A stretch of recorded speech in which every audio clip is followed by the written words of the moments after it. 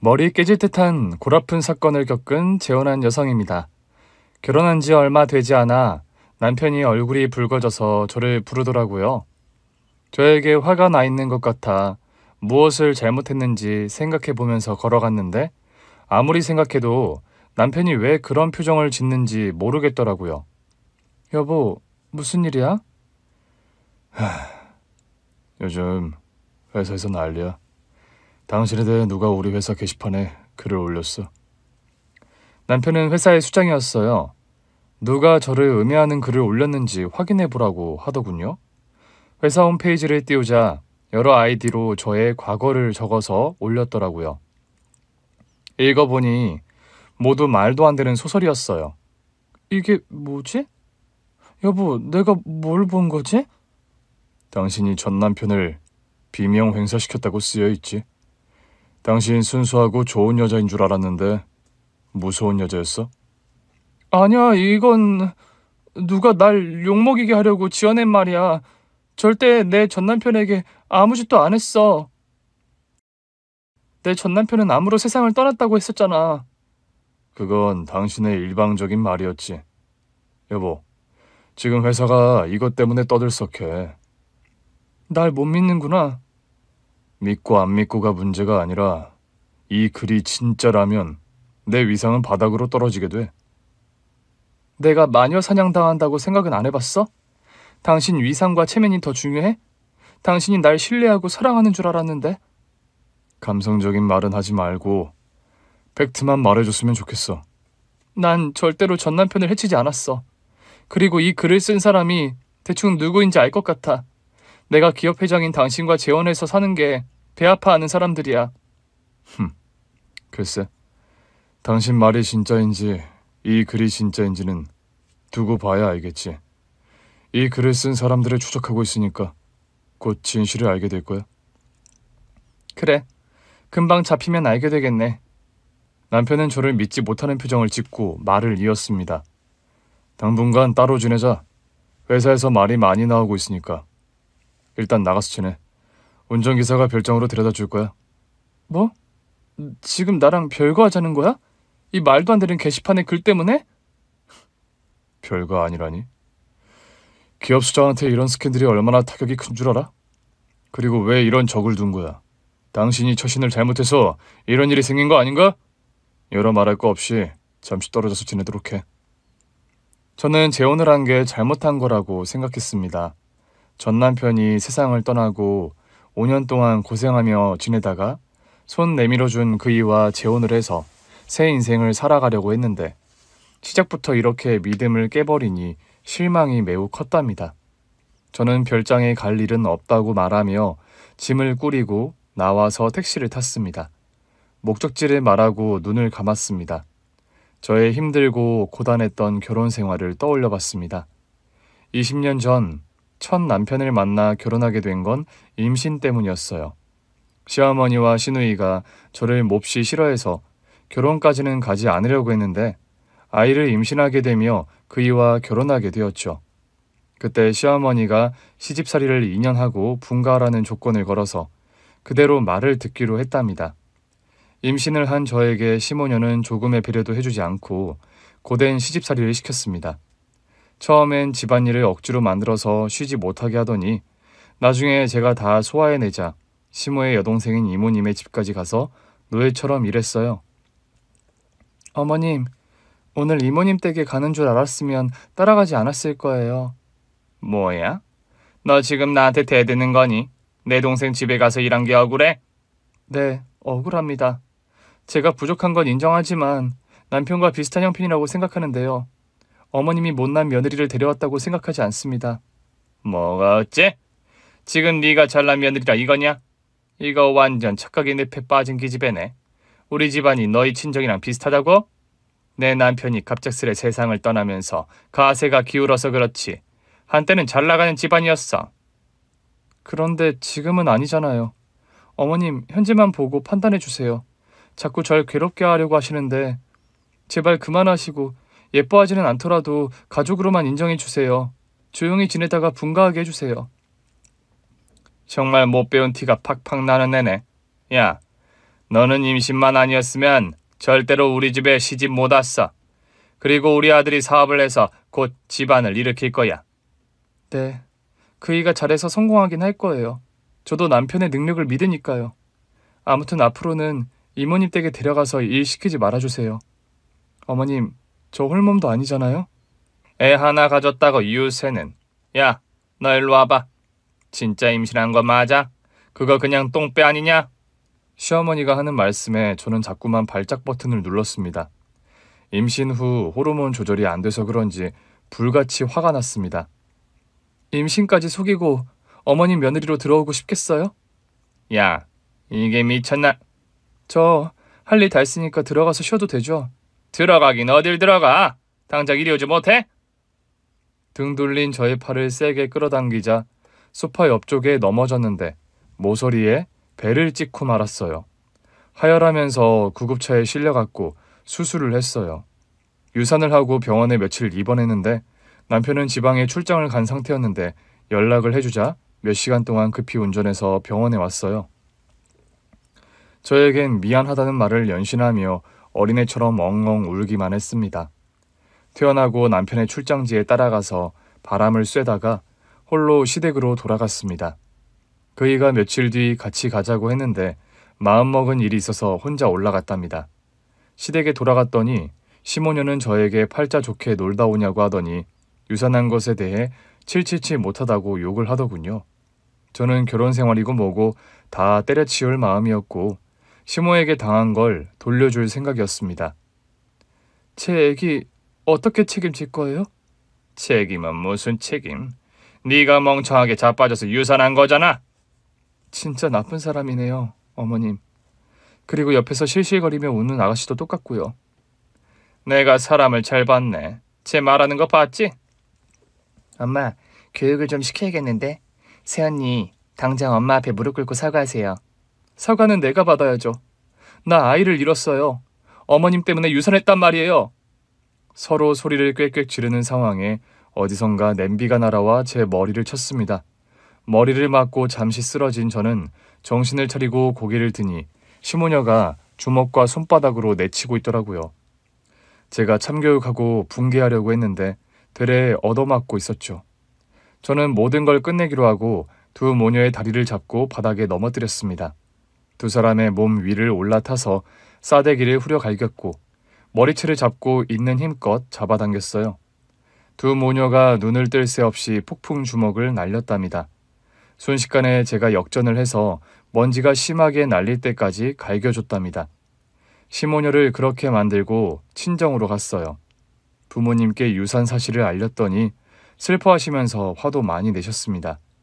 이젠 남편과 이혼하고 끝낼 일만 남아서 이혼 서류를 들고 밖에서 그이를 만났습니다. 여보, 우리... 이혼 서류에 도장 찍으라고 이혼장을 꺼내려고 하는데 남편이 먼저 주머니에서 서류 한 장을 꺼냈어요. 뭔가 해서 봤더니 병원에서 떼온 진단서였습니다. 피인두암? 여보 미안해. 나 암이라네. 출장 중에 몸이 이상해서 검사를 받아봤는데 비인두암이래. 아닐 거야. 잘못 나온 거겠지. 조직 검사까지 다 했어. 확실한 거야. 저는 이혼장을 꺼내지 못하고 한숨을 길게 쉬었습니다. 남편이 아프다는데 차마 이혼하자고 말하지 못하겠더라고요. 그래서 남편을 따라 다시 시댁으로 들어갔어요. 시모녀를 다시 보게 되었는데 서로 눈을 마주치지 않았어요. 지금은 남편의 암이 가장 큰 사건이었으니 서로를 건들지 않았답니다. 병원에서는 남편이 충분히 완치할 수 있다고 일러줘서 치료에 전념하면 괜찮을 줄 알았습니다. 투병 생활을 시작하게 되면서 제가 항상 옆에 있어줬습니다. 시모녀는 그때도 저에게 똑바로 수발 들라면서 명령만 엄청 했습니다. 기분 나쁘고 화가 나지만 무시하고 남편에게 온 신경을 썼어요. 남편이 완치하게 되면 분가해서 시모녀와 연락을 끊고 지내자고 말할 생각이었죠. 반드시 남편을 건강하게 만들어서 시댁에서 벗어나고 싶었습니다. 남편의 몸은 좋아지다가도 급격히 나빠지기도 했어요. 수술을 했어도 암은 다 사라지지 않아 항암 치료를 멈출 수 없었습니다. 거의 3년 동안 투병 생활을 했는데 남편이 다 버티지 못하고 결국 세상을 떠나버렸습니다. 저는 사별해서 시댁에서 나왔고 남편의 보험금을 받았습니다. 이에 시모녀는 그 돈을 받으려고 저를 찾아왔어요. 야, 내 아들 잡아먹으네. 너 팔자 좋게 집을 산 거야? 야, 우리 아들 보험금으로 좋은 집 샀구나. 여기 월세예요. 아무튼 내 아들 목숨값이 나왔으면 우리한테 넘겨야지. 왜 네가 처먹어? 수혜자가 저로 되어 있었으니까요. 저랑 남편은 서로를 수혜자로 기재했어요. 반대로 제가 세상을 떠났어도 그이가 보험금을 받았을 거라고요. 닥쳐!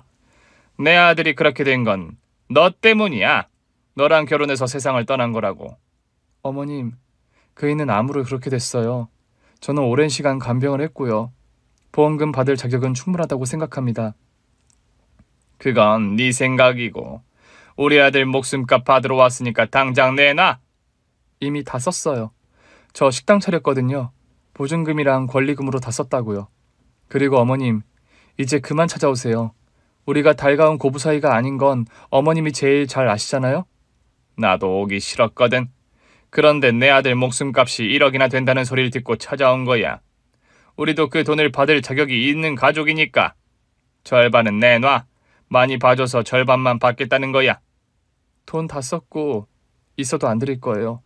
제가 어머님 때문에 유산한 걸 생각하면 고소해서 피해 보상금을 받아내고 싶은 심정이라고요. 어머님, 저는 그이의 아이를 다시는 못 가져요. 어머님이 한 행동 때문에 모든 걸 잃었다고요. 닥쳐. 나야말로 귀한 아들을 잃었어. 너랑 결혼하지 않았더라면 아무 일도 없이 건강하게 잘 살고 있을 내 아들이라고. 어머님, 그냥 돌아가시죠. 더 말해봤자 서로 속만 상하고 화만 생기니 싸움판이라 버리고 말 겁니다. 저 건드리지 않는 게 좋을 거예요. 저 지금 굉장히 위험한 시한폭탄이니 그냥 가세요. 저는 시모녀가 정말 보기도 싫고 가만두기 싫어서 마지막 경고를 했습니다.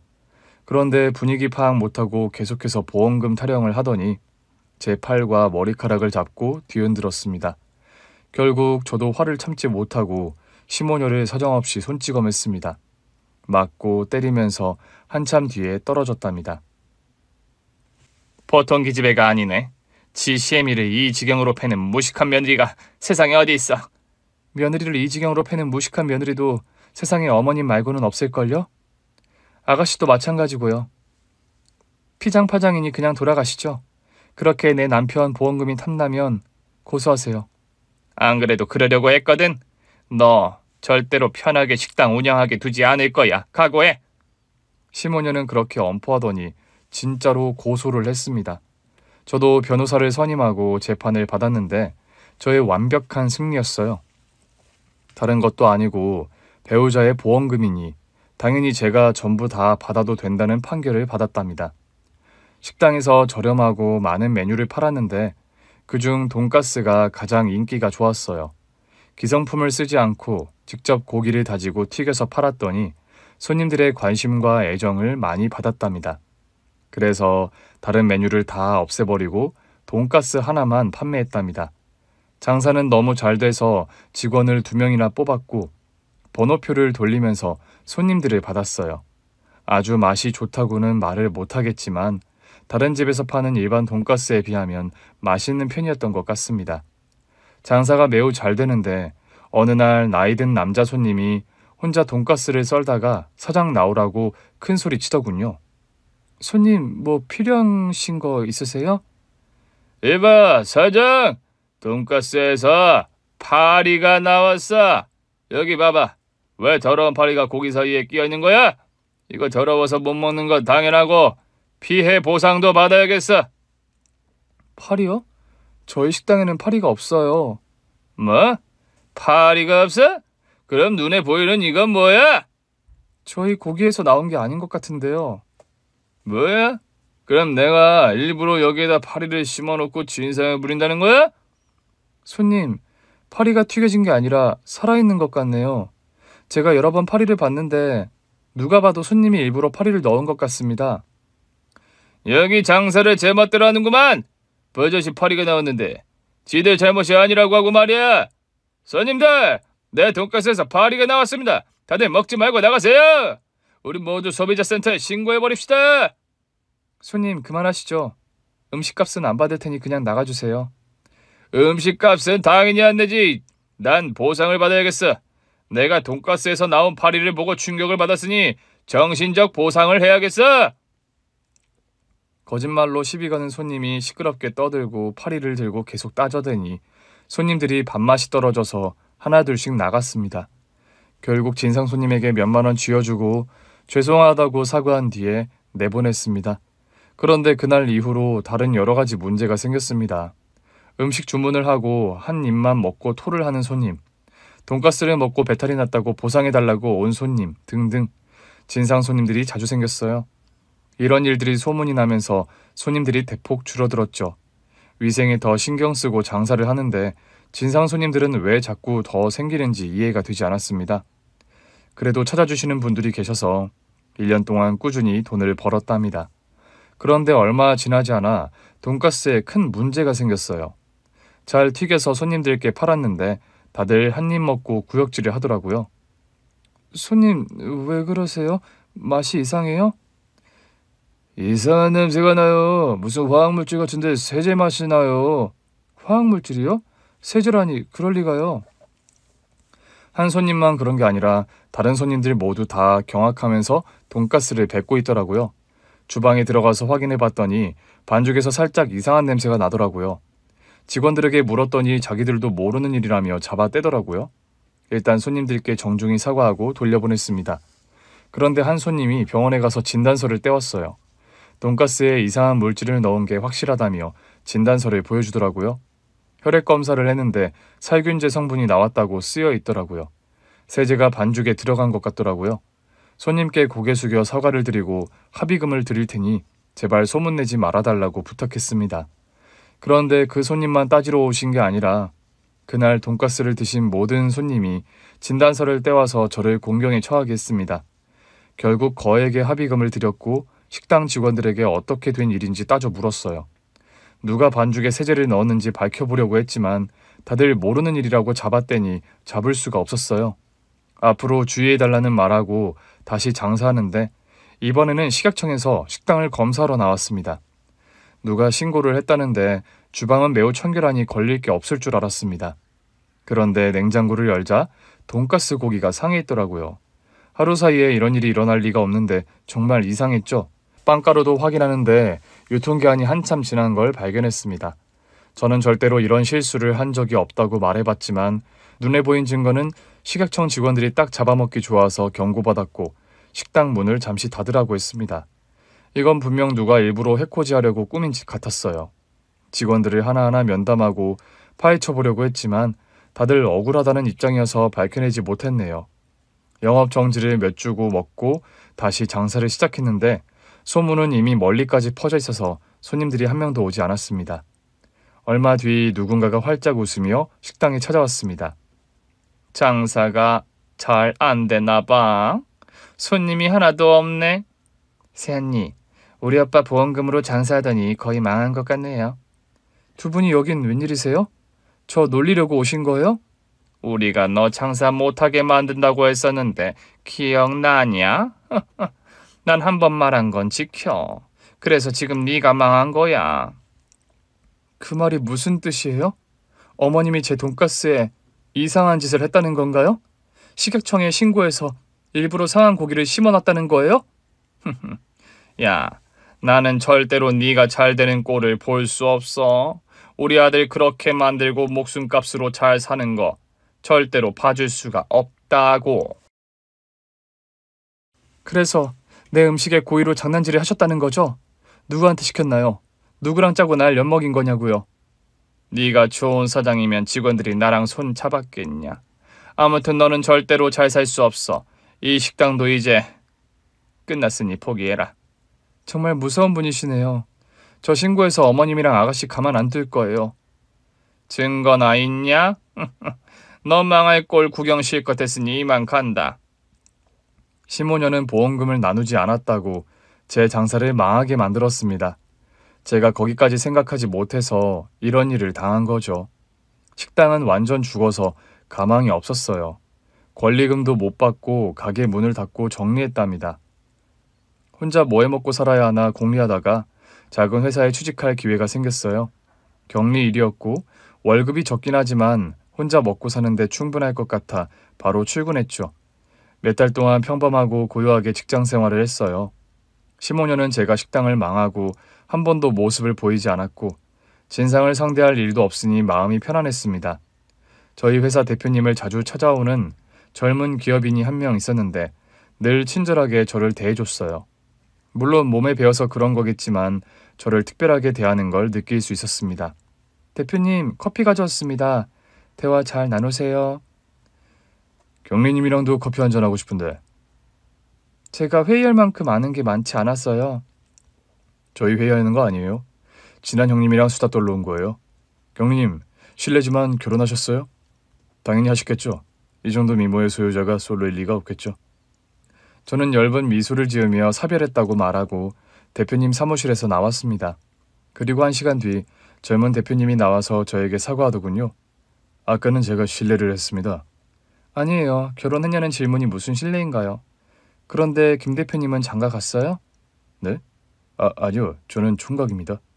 40 중반이 되도록 제대로 된 여자를 만나보지 못했네요. 그럼 저는 안 되겠네요. 네?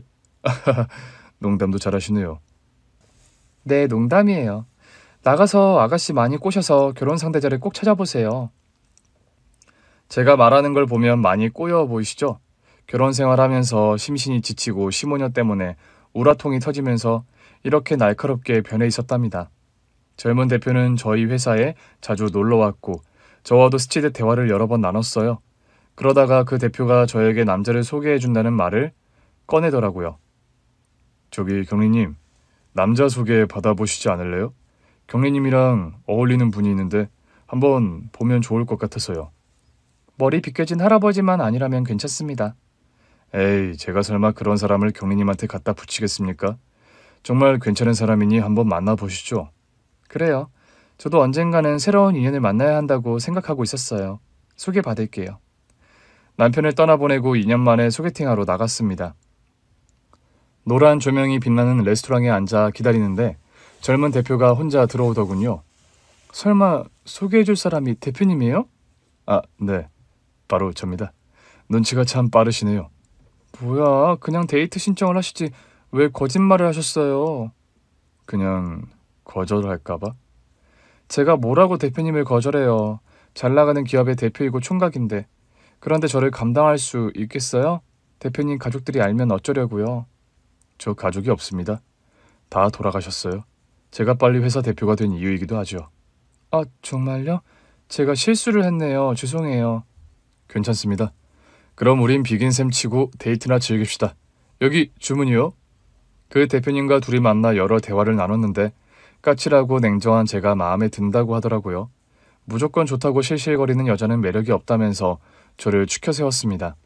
결국 저희는 연인 사이가 되었고 사귄 지 6개월 만에 그의 집에서 같이 지내게 되었어요. 결혼식이나 혼인신고 없이 그냥 살림을 차렸답니다. 남편은 결혼식 같은 건 질색이라며 그냥 주변에 결혼한 걸 알리기만 하고 저를 아내로 받아들였어요. 제 인생 2막은 매우 평온하고 좋았습니다. 살림만 하는 주부가 되었고 빠듯하게 내야 하는 월세와 공과금, 그 밖에 돈에 대한 스트레스를 받을 일이 없었어요. 솔직히 말해서 저도 취직을 한 거라고 말하는 게 정확한 것 같습니다. 결혼 생활을 2달 정도 했는데 남편의 회사 게시판에 저를 음해하는 글이 우후죽순 올라왔고 회사는 시끄러워졌고 남편은 저에게 잠시 별거를 하자고 했어요. 제가 남편에게 충분히 과거에 대해 해명했는데도 제가 전 남편을 비명행사하게 했다는 게시판의 글이 크게 신경 쓰인다고 저를 집에서 내보냈습니다. 택시를 타고 원룸을 급히 구했습니다. 그리고 제가 잘 사는 꼴을 보지 못하고 게시판에 악의적인 글을 쓴 시모녀를 어떻게 응징해 줄지 고민했답니다. 저는 단순하게 1차원적으로 생각하고 실행하기로 했어요. 시모녀가 사는 집을 찾아가서 한 방 크게 먹여주고 끝장을 낼 계획을 세웠습니다. 머리를 쓸어 올려 묶고 움직임이 편안한 옷을 입고 몽둥이로 죽도를 준비했어요. 그리고 대낮에 찾아갔답니다. 초인종을 울리자 두 모녀가 저를 보며 당황하더군요. 네가 여긴 웬일이냐? 뭐야? 이 언니가 여기가 어디라고 하? 두 사람을 혼 좀 내주려고요. 뭐 혼을 내? 야, 우리가 무슨 짓을 했다고 이러는 거야? 아, 예전에 네 식당 망하게 한 걸 아직도 가슴에 담아두고 있던 거냐? 그거 말고 다른 짓 했잖아요, 게시판. 게시판? 그건 또 무슨 소리냐? 모른 척 해봐야 소용없어요. 댁들 아니면 그런 짓 할 사람이 없으니까요. 자, 그럼 시작해볼까요? 아니, 얘가 지금 무슨 말을 하는 거야? 야, 우린 아무 짓도 안 했어. 예상했던 대로 잡아떼길래 그냥 입을 다물고 죽도를 꺼내서 시모녀의 온 몸을 사정없이 두들겨 패줬습니다. 괴성을 지르며 집안에서 도망다녔는데 술래잡기 하듯 잡아서 응징을 해줬습니다. 어머님, 아가씨, 제발 내 인생에 참견 좀 하지 마세요. 방해하지 말고 각자 조용히 삽시다. 제 인생을 얼마나 더 무너뜨려야 속이 시원하시겠어요? 우리가 무슨 짓을 했다는 건데? 우린 식당 일 말고는 한 게 없다고. 내 남편 회사 게시판에 글을 올렸잖아요. 남편? 뭐야, 너 새 시집 간 거냐? 저런 재수없는 것을 봤나? 내 아들 떠난 지 얼마나 됐다고 벌써 새 시집을 가? 5년이면 오래되지 않았나요? 그리고 끝까지 모른 척 하시네. 됐습니다. 그 남자랑 벌써 끝났으니까. 도대체 무슨 말을 하는지 모르겠네. 야, 너 우리를 이렇게 손찌검하고 무사할 줄 알아? 어머님이 나한테 한 거에 비하면 아무것도 아닌 것 같은데요. 난 유산한 걸 평생 잊지 못할 겁니다. 야, 그건 네가 중심 못 잡아서 넘어진 거잖아. 또 씹으려 보세요. 시모녀는 제가 죽도를 다시 집어들자 입을 다물었습니다. 그렇게 시댁에 가서 응징을 하고 나왔는데 기분이 찝찝하더라고요. 며칠 뒤 별거 하는 남편의 회사 게시판에 들어가 봤더니 저에 대한 악의적인 글이 모두 지워졌더라고요. 남편과 헤어질 때 헤어지더라도 오해는 풀고 끝내고 싶었습니다. 그래서 남편 집으로 찾아갔습니다. 아직 현관 비밀번호를 바꾸지 않아 쉽게 들어갔죠. 그런데 앞치마를 두른 20대 여자가 보였어요. 이어서 해맑게 웃는 남편도 보였고요. 어라? 이게 무슨 그림이지? 당신 벌써 새 마누라고 했어? 당신이 여긴 웬일이야? 우리 끝난 거 아니었나? 잠시 별거 하면서 생각할 시간을 가지다더니 이거였어? 너 그새 젊은 여자가 생겨서 날 내쫓은 거니? 아니, 널 쫓아내고 나서 만난 여자야. 네가 전 남편을 비명 횡사시켰다는 말을 듣고 도저히 같이 살 수 없었어. 내 마음은 이미 당신한테 떠났으니까 헤어지자. 우리 뭐 따로 정리할 거 없잖아. 그렇긴 하지. 그런데 내 할 말을 꼭 해야겠어. 내 전 남편은 암으로 세상을 떠난 거지 내가 어떻게 한 게 아니야. 그걸 어떻게 믿냐? 아무튼 당신이랑은 더 못 사니까 나가. 다신 내 집에 찾아오지 말라고. 그래, 좋아. 젊은 여자랑 잘 지내봐. 남편은 새 마누라를 얻어서 벌써 동거 중이었습니다. 게시판에 글을 올린 게 그이 같았는데 누구인지는 확실하게 밝히지 못했으니 끝나고 말았죠. 여하튼 다시 싱글이 되었고 다시 일자리를 찾아다녔습니다. 나이를 먹고 일자리를 얻는 건 쉬운 게 아니어서 알바를 수년 동안 하다가 아주 운이 좋게도 뒤늦게 중견기업에서 생산직 직원으로 일하게 되었습니다. 공장 일이 쉬울 줄 알았는데 꽤나 어렵더군요. 단순 반복인 줄 알았는데 머리를 많이 써야 하더라고요. 그래서 실수를 여러 번 해서 제품의 분량을 연신 냈답니다. 팀장님은 공장에서 일을 제대로 못하는 저를 자르지는 못하고 다른 부서로 옮기라고 했어요. 환경부에 들어가 회사 건물 청소를 하게 되었죠. 일은 단순하나 몸이 고돼서 아침마다 온몸이 쑤셨답니다. 그렇게 청소 일을 하다가 회사 대표님과 마주치게 됐어요. 저는 대표 얼굴을 몰라서 멀뚱히 보고 있는데 다른 동료들이 인사하길래 따라했습니다. 아, 대표님이시구나. 안녕하세요. 저기 주연이 아니야? 네? 아, 네, 김주연 사원입니다. 주연아, 나 고등학교 동창 은석이. 은석이? 아, 그 범생이 은석이? 그래, 우리 같은 고등학교 나왔잖아. 이게 얼마만이냐? 아, 이거 반말을 해야 할지 존칭을 써야 할지 헷갈리네요. 동창끼리 무슨 존댓말을 해. 야, 주연아, 내 사무실 가서 이야기 좀 하자. 이렇게 반가운 친구를 만났는데 그냥 지나칠 수는 없지. 얼떨결에 회사 대표와 마주쳤는데 고등학교 동창이었고 대표실에 가서 티타임을 가지게 되었습니다. 주연아, 너 옛날 생각나냐? 내가 너한테 좋아한다고 편지 썼는데 네가 답장으로 주제 파악하라고 했었잖아. 내가 그런 말을 했어? 미안해. 주제 파악은 내가 했어야 했는데. 어릴 때 일인데 뭐 어떠냐? 그나저나 너 결혼은 했냐? 그게 여러 사정이 있어서 지금은 싱글이야. 여러 사정? 뭔 사정이길래? 아무튼 나도 이혼하고 혼자야. 아, 그래? 우리 이혼 이야기는 하지 말자. 괜히 뼈아픈 과거 이야기하면 속만 상하니까. 주연아, 넌 고등학교 때 그대로다. 얼굴도 새침하고 까칠한 성격도 말이야. 그게 매력 포인트였는데 여전하다고. 은서가 너 나한테 추파 던지는 거면 하지 마. 난 연애나 재혼 같은 거 관심 없으니까. 도끼병도 여전하네. 역시 매력이 터진다니까. 동창이자 대표는 뭐가 좋은지 계속 깔깔 웃었는데 저는 빨리 그 자리를 벗어나고 싶었어요. 다른 동료들이 눈치 줄 걸 생각하니 벌써부터 마음이 조급해지고 불편했답니다. 그런데 사람 인연이라는 건 정말 신기하더군요. 몇 달 뒤 제가 회사 대표인 은석이의 연인이 되어 있었습니다. 절대로 사귈 마음이 없었는데 언젠가부터 은석이에게 의지하게 되었고 재혼까지 염두에 두고 있었답니다. 은석이는 2번의 이혼을 했다는데 전처들이 사치가 너무 심하고 남자 관계도 복잡해서 헤어졌다고 했어요. 이제라도 아내다운 아내를 만나고 싶다며 저에게 프로포즈를 했습니다. 무엇을 보든 은석이가 100% 아까웠는데 저는 양심을 버리고 욕심을 택했습니다. 누가 뭐라 욕을 하든 저를 좋아해주고 평생 편하게 살게 해줄 남자를 3번째 남편으로 맞게 되었습니다. 저희는 결혼식도 올렸고 혼인신고도 했어요. 그리고 남편이 저에게 별장을 선물로 줬답니다. 남편 은석이는 원래 금수저였고 회사도 천대 기업 안에 드는 회사라서 제가 진짜로 봉을 잡은 거였어요. 남편과 신혼 첫날 밤을 보내며 저의 과거 이야기를 들려줬어요. 엄신해서 한 결혼과 유산과 남편의 암투병, 그리고 사별 후 중소기업 사장과 재혼해서 게시판 사건으로 별거하고 헤어진 것까지 다 일러줬습니다. 남편은 하나하나 귀담아 듣더니 저에게 뒤통수를 친 바로 전 남편을 응징해주겠다고 했어요. 나 그 회사 알아. 한번 손 좀 봐줄까? 거래처 끊기면 바로 망하게 될걸? 내가 손 하나 까딱하면 망할 거라고. 에휴, 그러지 마. 이미 끝난 사이인데 그래봐야 뭐가 남겠어. 그리고 무시하고 나 잘 사는 게 최고의 복수야. 남편에게 건들지 말고 우리끼리 잘 살자고 했는데 그이는 제 말을 듣지 않고 전 남편 회사를 붕괴시켜버렸어요. 그리고 15년의 뒤도 털었는데 실업급여를 받으며 몰래 일하는 걸 밝혀서 엿먹여 버렸답니다. 가만히 있던 저에게 희소식을 들려주니 속은 개운했습니다. 에이구, 결국은 일을 저질렀네. 그것들 지금쯤 속이 터지겠어. 당신 건드린 것들이니 응징 좀 당해봐야지. 여보, 나 잘했지? 그래, 아주 잘했다. 저희 부부의 신혼은 무척이나 재밌었어요. 회사의 수장인 남편은 일과 집 밖에 모르는 애처가여서 오랜 시간을 저와 함께 보냈답니다.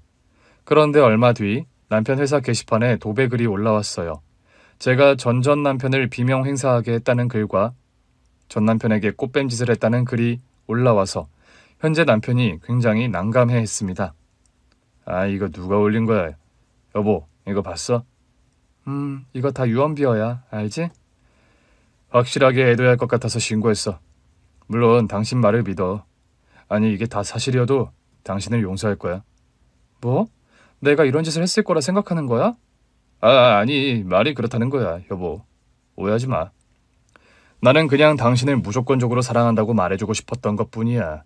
사이버 수사대에 신고 접수했으니 곧 범인이 잡힐 거야. 두고 보자고. 전 남편도 이런 일이 있고 신고했는데 못 잡았는데 이번에는 꼭 잡히면 좋겠다. 제발 잡히길 바라고 기다리는데 사흘 만에 범인이 잡혔다고 경찰서에서 연락이 왔습니다. 그래서 가봤더니 제 눈앞에 시모녀와 전 남편이 있었어요. 셋이 편먹고 이런 짓을 저지른 모양이더라고요. 헐, 어머님이랑 아가씨, 지난번에 그렇게 아니라더니 두 분이 한 짓이 맞았군요. 지난번에는 아니야. 네 전 남편이 혼자 한 짓이야. 다른 여자랑 살려고 널 쫓아낼 생각으로 저지른 일이라고. 그럼 이번에는 맞다는 거네요? 그건 그래, 맞아. 네가 우리 모녀한테 한 짓이 너무 괘씸했는데 네 전 남편이 찾아왔더라. 아, 이 인간이요?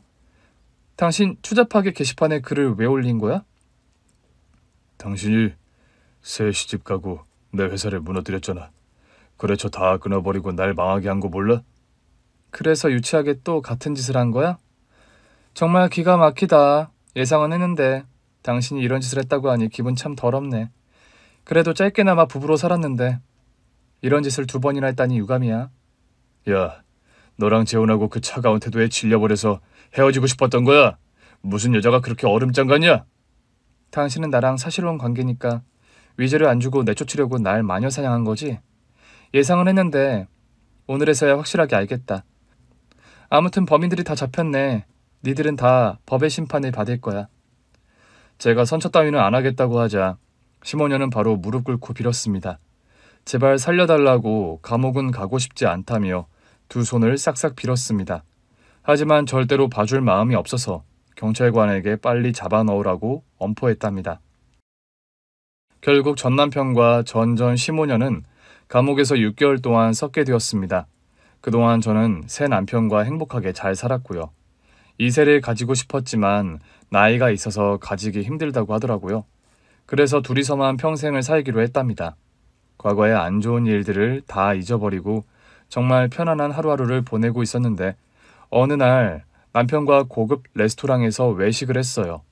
저희 둘은 비싼 와인을 마시고 얼큰하게 취해서 대리운전을 불렀습니다. 뒷좌석에 올라타고 남편과 눈을 감고 있었는데 차가 집이 아닌 산으로 가고 있더군요. 뭐야? 기사님 지금 어딜 가는 거예요? 니들 묻자리에 가는 길이다. 뭐야? 당신은 내 전남편? 벌써 출소한 거야? 그래, 네 덕분에 내가 별 하나 달았다. 사업 망하고 돈도 잃고 집도 잃었는데 감옥 다녀오니까 취직도 안 되더라. 일용직도 안 받아주는데 이 대리운전은 할 수 있더라고. 그런데 내 인생이 이렇게 비참하게 된 이유를 생각하다가 당신을 떠올렸어. 반드시 복수해 주기로 결정했지. 그래서 나랑 내 남편을 데리고 산으로 가는 거야? 맞아, 니들 오늘이 제삿날이야. 정말 기가 막혔어요. 전 남편이 제 남편의 힘으로 사업이 망하고 게시판에 저에 대한 악의적인 글을 쓰고 감옥에 다녀와 끝장을 보겠다고 하니 제 인생은 왜 이렇게 꼬여있나 싶더라고요. 옆에 있는 새 남편에게 정말로 미안했답니다. 산으로 향해 달리던 차는 곧 목적지에 도착했고 시동이 꺼졌습니다. 둘 다 내려. 진짜 이렇게 나올 거야? 그래, 나도 오늘 니들 쓸어버리고 같이 저승길에 갈 거라고. 이판사판이란 말이야. 전 남편이 차 문을 열고 먼저 내렸고 저희 부부도 따라 내렸어요. 몽둥이를 들고 있는 전 남편이 위협적으로 나와서 일단 따라가기로 했답니다. 그런데 산 입구에서 수십 명의 등산객들이 저희를 돌아봤습니다. 등산 동호회에서 야간 산행을 오르려고 대기 중이었답니다. 사람 살려요. 이 미친 남자가 우리 부부를 산에 물어버리겠대요. 도와주세요. 소리를 꽥 지르자 등산객들이 우르르 달려와서 전 남편을 등산 스틱으로 사정없이 두들겨 팼습니다. 안 돼. 오늘이 나의 복수의 날인데 이렇게 엄하게 끝날 수는 없어. 곧 경찰이 와서 전 남편을 현행범으로 체포해서 데려갔답니다. 정말 어처구니 없는 소동이었죠. 남편과 저는 무사히 끝나긴 했지만 언제 또 큰일이 생길지 모르니 조심하기로 했답니다. 한 달 동안 별일 없이 지냈는데 남편의 회사 창립 기념일에 사건이 터졌습니다. 그날은 저도 단장을 하고 행사에 참여하게 되었죠. 여러 기업인들이 모여 출장 뷔페 음식을 먹고 있는데 어디서 많이 본 2 여자가 눈에 띄었습니다. 바로 시모녀였죠. 감옥에서 출소하고 뷔페 일을 하고 있었더라고요. 어머님, 아가씨? 둘이 여기서 뭐 하세요? 보면 모르나 일하고 있잖아. 아니, 팔자가 좋으시네요. 부잣집 사모님이 되시더니 때깔 좋아지셨네. 우리 누구 때문에 감옥까지 다녀와서 힘들게 지내는데. 그러게 왜 죄를 짓고 그러셨어요? 2 분을 보니 밥맛이 뚝 떨어지네요. 이거사, 우리가 여기 괜히 밥해주러 온 줄 알아? 그러면 뭐하러 오셨어요? 복수하러 왔다. 시어머니가 신호를 보내자 신우이가 달려나가더니 차단기를 내렸습니다. 그리고 제 얼굴에 짝 소리가 나며 엄청난 고통이 찾아왔습니다. 이게 뭐야? 이제 시작이다. 내 아들 잡아먹은 잡거사! 칠흑 같은 어두운 회사 안에서 시모녀가 저에게 달려들었습니다. 몇 대 얻어맞다가 곧 눈이 적응되어 시모녀가 보이기 시작했어요. 저는 뷔페 음식 중 초밥을 집어들고 밥을 빼고 와사비를 손가락에 잔뜩 묻혀 시모 콧구멍에 쑤셨습니다. 푸엑! 안 매워. 이 기집애가 감히 으악! 신우이가 눈에 불을 켜고 달려들자 와사비를 눈가에 칠해줬습니다. 두 모녀가 바닥을 구르며 맵다고 난리였는데 저는 기회를 놓치지 않고 흠씬 두들겨 패줬습니다. 유치하게 정전시키고 저를 공격하려는 복수를 상상한 모양인데 도리어 인생의 가장 큰 매운맛을 보여줬습니다. 누군가 차단기를 올리자 불이 환하게 켜졌고 시모녀는 제 발밑에서 개거품을 물고 쓰러져 있었어요. 경찰에 신고해서 두 모녀를 치워버렸죠. 결국 전 남편과 전전 시모녀는 다시 감옥행 열차를 타게 되었답니다. 저는 많이 못나서 항상 적을 두고 지냈나 봅니다. 다행히 지금의 남편은 저를 전적으로 사랑하고 지지해주는 멋진 남자여서 아무런 문제 없이 잘 살고 있어요. 부부싸움을 가끔 하지만 헤어질 일은 절대로 없었고 만들지도 않았어요. 세월이 흘러 제 나이 50대 중반이 되었습니다. 집에만 있기 심심해서 남편 회사에 나가서 자잘한 일을 하고 돌아오곤 했답니다. 퇴근하고 혼자서 새로 오픈한 식당이 보여 배를 채우러 들어갔어요. 여기 주문 좀 받으세요. 네, 손님.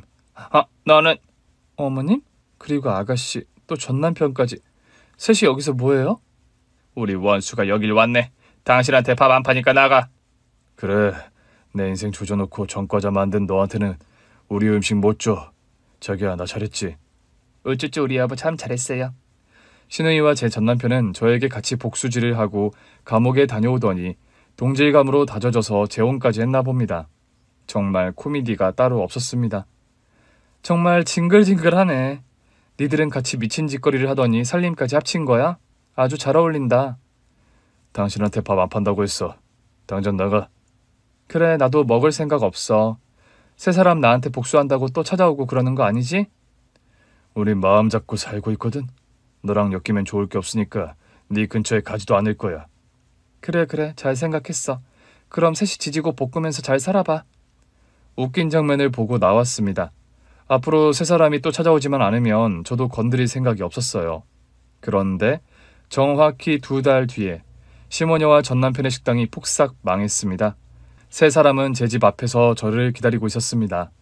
어머, 깜짝이야. 셋이 여기서 뭐해? 네 짓이지? 뭐가? 다짜고짜 저에게 화를 냈는데 저는 무슨 말을 하는지 몰랐습니다. 네가 우리 식당을 신고했잖아. 식당에 가벽을 세우고 넓혔다고 누가 신고해서 식당 문을 닫게 되었다고. 가벽이요? 난 댁들의 식당에 가벽을 세운 것도 몰랐어요. 난 아무 짓도 안 했다고요. 웃기지 마. 너 아니면 우리한테 그런 짓을 할 사람이 누가 있어. 다들 돌격! 조져버려!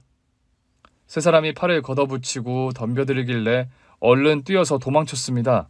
계속 따라 달려오길래 지구대까지 무사히 도착해서 바로 신고했습니다. 손가락으로 세 사람을 가리키자 경찰관들과 시모녀와 전남편이 눈을 마주쳤어요. 세 사람은 바로 뒤를 돌아 도망치는데 경찰관이 차를 타고 추격해서 붙잡았습니다. 다시 한번 위협을 주거나 스토킹하면 처벌받을 거라고 경고를 받고 해산했죠. 세 사람은 그 이후로 제 눈에 보이지 않았습니다. 또 감옥 가는 게 무서웠는지 코빼기도 보이지 않더라고요. 남편에게 말해 어디서 뭘 하는지 알아봤더니 셋 다 고시원 방에서 지내며 일용직을 하며 입에 풀칠하고 있대요. 전과가 있으니 받아주는 곳이 없어서 어쩌다가 한 번씩 일당직을 나간다고 합니다. 제 과거의 사건부터 오늘날의 복수와 참교육까지 모두 다 담아봤는데 재밌었죠? 사람이라면 누구나 악연이 있는데 저는 3명이나 있네요. 그들이 어떻게 무너지는지 끝까지 보고 말 것입니다. 지금의 남편과 행복을 누리면서 말이죠. 그럼 저의 사연은 여기서 줄이도록 하겠습니다. 그럼 좋은 하루 보내세요. 감사합니다. 오늘 준비한 사연은 여기까지입니다. 재밌게 들으셨다면 구독과 좋아요, 알림 설정까지 눌러주세요. 그럼 저는 다음 사연으로 찾아뵐게요. 오늘도 건강하고 행복하세요.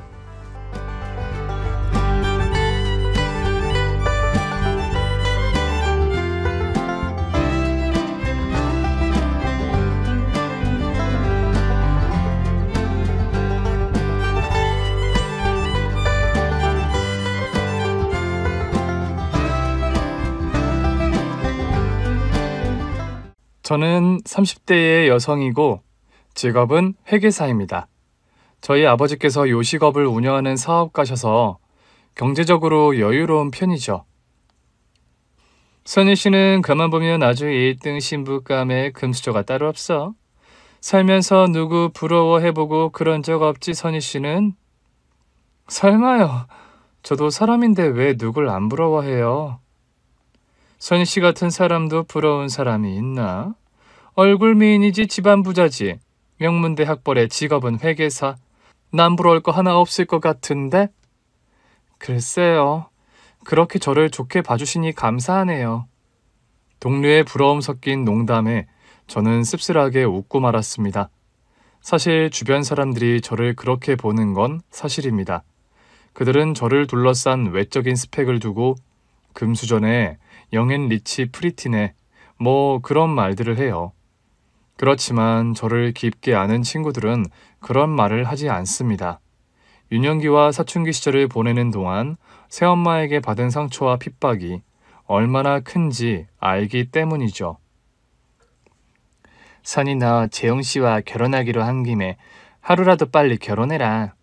너도 그 생각하는구나. 나도 안 그래도 오래 안 남기고 식 올리려고. 보수적인 네 아버지 덕분에 독립도 못하고 여태 새엄마 쓰라해서 살았는데 너도 빨리 집 탈출하고 싶지 않니? 왜 아니니? 재용 씨랑 신혼집 알아보는데 어찌나 신나 죽겠던지. 네 새엄마는 여전히 안녕하시지? 우리 새엄마는 아주 장수할 거다. 갑자기 그건 뭔 소리야?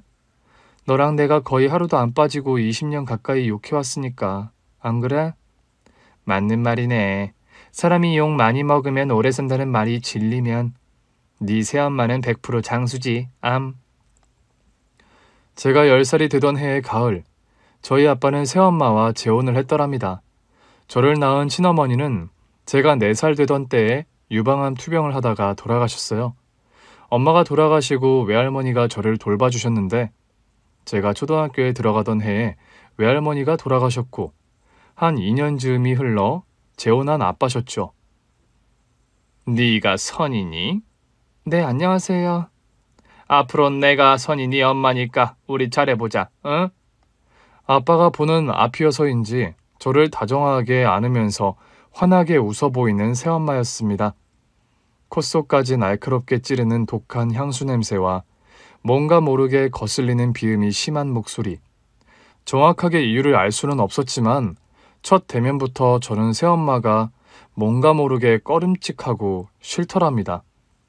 유달리 냄새에 민감하고 비위가 약한 저인데 그날 그 향수 냄새가 저도 모르게 거슬려서 저를 와락 끌어안는 새엄마를 슬쩍 미치고 말았어요. 어머, 선이 너는 아줌마가 싫으니? 아니요, 그게 아니라. 너무 급하게 생각하지 말고 선이와는 천천히 친해지도록 해요. 선이야, 너도 오늘부터는 이 아줌마를 엄마라고 부르도록 해. 엄마요? 그래, 아빠와 결혼하셨으니 앞으로는 이분이 네 엄마시다. 알겠니? 네. 어린 마음에도 내키지 않았지만 아빠가 재혼한 사람이고 저 역시 노력해야 한다는 것 정도는 알았습니다. 제가 천성이 좀 조숙하고 생각하는 게 어른스러운 편이란 말을 많이 들었어요. 엄마가 돌아가신 후 외롭게 살아오신 아빠고 새로 맞은 새엄마인 만큼 내키지 않아도 노력해보자. 어린 마음에 그런 생각을 했더랬죠. 어린 제가 그런 마음을 먹었던 것은 외할머니가 돌아가시기 전에 제게 남겼던 유언도 큰 역할을 했습니다. 임종을 얼마 남기지 않고 집에서 투병하시던 할머니께서 제 손을 잡고 앞마당을 산책하시면서 이 무화과 나무를 너희 엄마가 참 좋아했는데. 엄마가 제일 좋아하는 나무가 이 무화과 나무였어요? 그렇단다. 나무도 좋아하고 무화과 열매도 좋아하고 무화과가 열려서 익으면 소녀처럼 웃으면서 따먹던 그 환한 얼굴이 여태 생생해. 할머니, 엄마가 많이 보고 싶으세요? 그럼 많이 보고 싶지. 저도 할머니 돌아가시면 많이 보고 싶을 텐데 어쩌죠?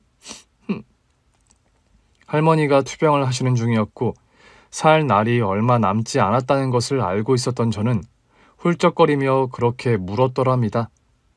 선이야, 나중에 이 할머니가 죽고 없는데 보고 싶거들랑 눈을 꼭 감고 할미와 했던 일들을 생각해 보렴.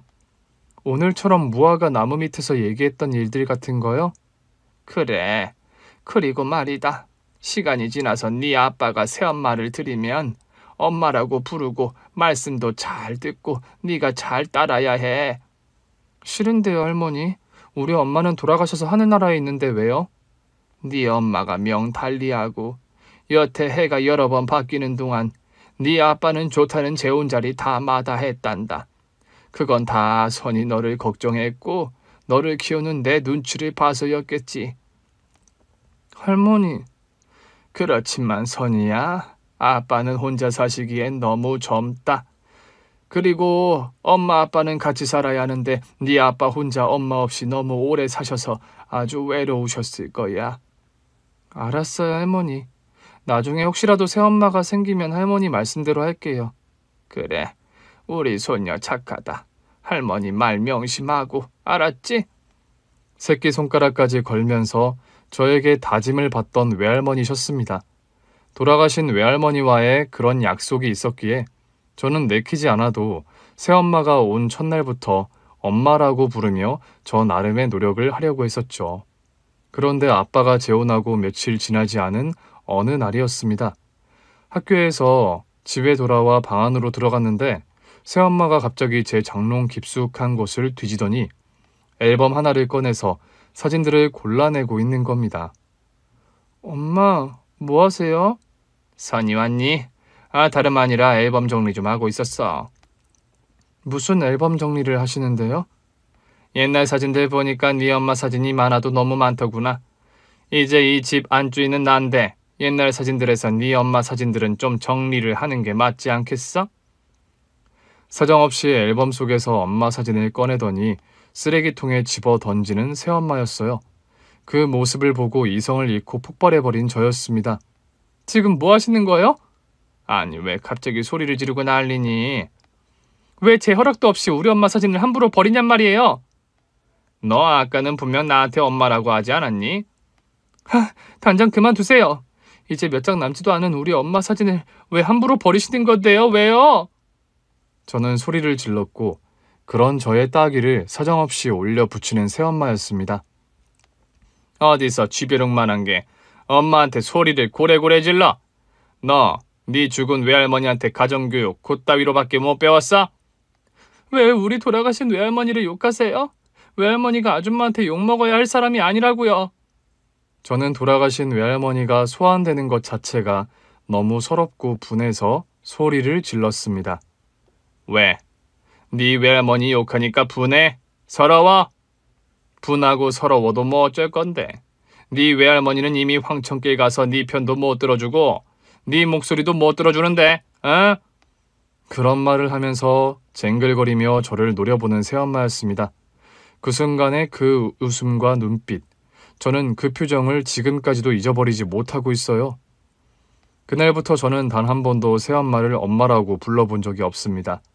그날의 사건을 계기로 새엄마라는 여자는 저에게 평생 엄마 자격을 상실해버리고 말았으니까요.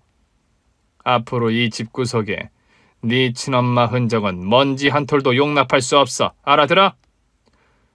우격다짐으로 저희 엄마 사진을 쓰레기통에 던져버리는 새엄마였습니다. 저는 쓰레기통 안에 엄마 사진을 다시 꺼내서 몰래 제 일기장 안에 숨겨두었었죠. 그런데 그걸 또 다시 발견해서 불호령을 내리던 새엄마였습니다. 선이 너 엄마 사진 다 버리란 말 못 들었어? 싫은데요. 저도 싫다고 말씀드렸잖아요. 선이 내 엄마는 이 죽은 여자가 아니라 나야. 나 박희선. 말귀를 그렇게 못 알아듣니? 아줌마는 새엄마지 내 엄마가 아니에요. 다시 한번 우리 엄마 사진에 손대면 저도 가만 안 있어요. 니까짓게 가만 안 있으면 어쩔 거야, 어? 무지막지하게 저에게 손찌검을 하는 새엄마였습니다. 그때 현관문이 열리면서 해외 출장을 떠났던 아빠가 돌아오셨습니다. 집이 왜 이렇게 소란스럽나? 어머, 여보 오셨어요. 어떻게 예정일보다 이틀이나 일찍 돌아오셨네요. 현지에서 일이 생각보다 빨리 마무리됐소. 선이야, 너 왜 울고 있니? 아빠, 새엄마가요. 엄마 사진을요. 무슨 일이야? 너 새엄마한테 혼나서 우는 거니? 어머 여보 별일 아니에요 별일. 내가 설마 뭐 당신 없을 때 선이한테 손찌검이라도 했을까 봐요. 무슨 일인데 이렇게까지 선이가 서럽게 울고 있는 거야? 그게요. 저 선이 친엄마 사진이 나와서 내가 그걸 정리하는데 선이가 함부로 못 만지게 하는 바람에요. 선이야, 엄마 사진을 새엄마가 정리할 수도 있는 건데 왜 그래? 그게 아니라 새엄마가 엄마 사진을 다 버리려고 했다고요. 정말 당신이 그랬어? 어머 여보 말이 되는 소리를 해요. 내가 미쳤다고 선이 엄마 사진을 버려요? 내가 왜 그러겠어요? 선이야 너 눈 그렇게 동그랗게 뜨고 천연덕스럽게 거짓말하면 어쩌자는 거야? 그런 식으로 아빠 앞에서는 얼굴을 180도 바꾸는 새엄마였습니다. 그리고 아빠가 안 계신 자리에서 더한 후폭풍으로 저에게 야비한 복수를 벌이는 사람이었죠. 아빠 앞에서 감히 나를 욕부여? 너 이번 주는 네 빨래 네가 스스로 손빨래 알아서 하고 다녀. 세탁기 사용하면 혼날 줄 알아. 아줌마 선이 빨래 해주면 해고일 줄 알아요. 알아들어요? 그런 식의 피곤하고 저열한 복수가 돌아왔기에 아빠 앞에서 언젠가부터 저는 그런 이실직고 자체를 안 하게 되었습니다. 아빠와 재혼하고 나서 1년 후 새엄마는 여동생을 낳았습니다. 그 후론 의붓 여동생과 저에 대한 심한 차별이 계속되었죠. 아버지가 나름 성공한 요식업 사업가라서 저는 돈 걱정 같은 것은 하지 않고 풍족한 유년기와 사춘기를 보냈습니다. 그렇지만 장난감과 예쁜 옷이 넘치는 우리 집이 저에게는 언제나 지옥이었어요. 선이야, 너 왜 늘 학교가 끝났는데 집에 안 가고 남아서 숙제를 하니? 다른 애들처럼 숙제 안 해와서 벌 받는 것도 아니면서. 그냥 학교에서 숙제하는 게 집중이 잘 되어서요. 그래? 집에 공부방도 크게 따로 있다면서 특이하구나. 저는 학교에서 공부하는 게 더 좋아요, 선생님. 집에 가면 새엄마와의 날선 신경전이 늘 기다리고 있었고 저는 그래서 불어 학교에 남아 숙제를 하다가 제일 늦게 하교하곤 했더랍니다. 사모님, 말씀하신 침대 시트 꺼내왔어요. 이게 주희 거, 이게 선이 건가요? 그런데 선이 침대 시트가 색상이 너무 어두운 거 아니에요? 내가 불어 시트 그 색깔로 선이 거는 주문한 거예요. 선이가 쓰기엔 너무 색깔이 칙칙한 것 같은데.